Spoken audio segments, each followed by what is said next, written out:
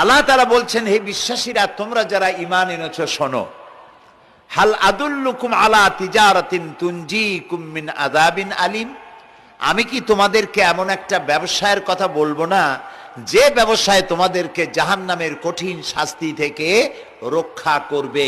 এমন একটা ব্যবসার কথা বলবো না? তার মানে অবশ্যই বলবো। সুবহানাল্লাহ বলেন। এ কথা কে বলছেন? আল্লাহ তাআলা।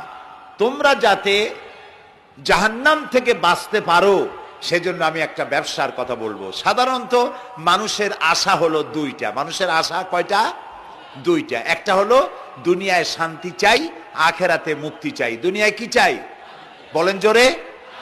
আর আখেরাতে কি? কিসের থেকে মুক্তি?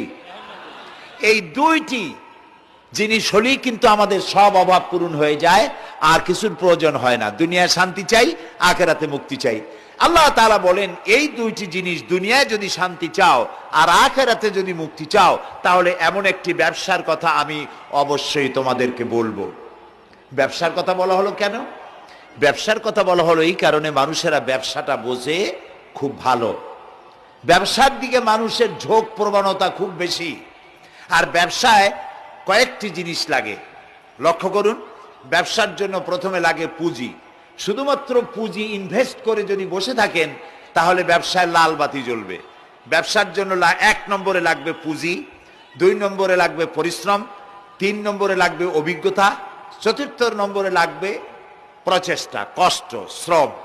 এই জিনিসগুলি যদি আপনি কাজে লাগাতে পারেন তাহলে ব্যবসায় লাভ হওয়ার সম্ভাবনা আছে, লস হওয়ারও সম্ভাবনা আছে। ব্যবসা করলেই যে লাভ হবে তা কিন্তু নয়, লসের সম্ভাবনা আছে না? কথা বলেন, আছে না? আল্লাহ রাব্বুল আলামিন বলেন,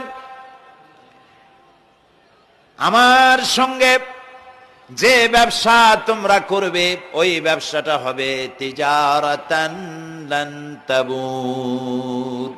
আমার সঙ্গে যে ব্যবসা হবে সেই ব্যবসায় কোনো নোকসান নাই, শুধু লাভ আর লাভ। সুবহানাল্লাহ। শুধু লাভই হবে, কোনো নোকসান নাই আমার সাথে যে ব্যবসাটা তোমরা করবা। এই ব্যবসার মধ্যে 3টা পুঁজি লাগবে। আল্লাহর সাথে ব্যবসার জন্য পুঁজি লাগবে কয়টা? আমি সেই 3টি পুঁজির কথা আপনাদের সামনে বলবো। বলেন ইনশাআল্লাহ। 1 নম্বর পুঁজি, আল্লাহ বলছেন এই ব্যবসাটার পুঁজি লাগবে 3টা।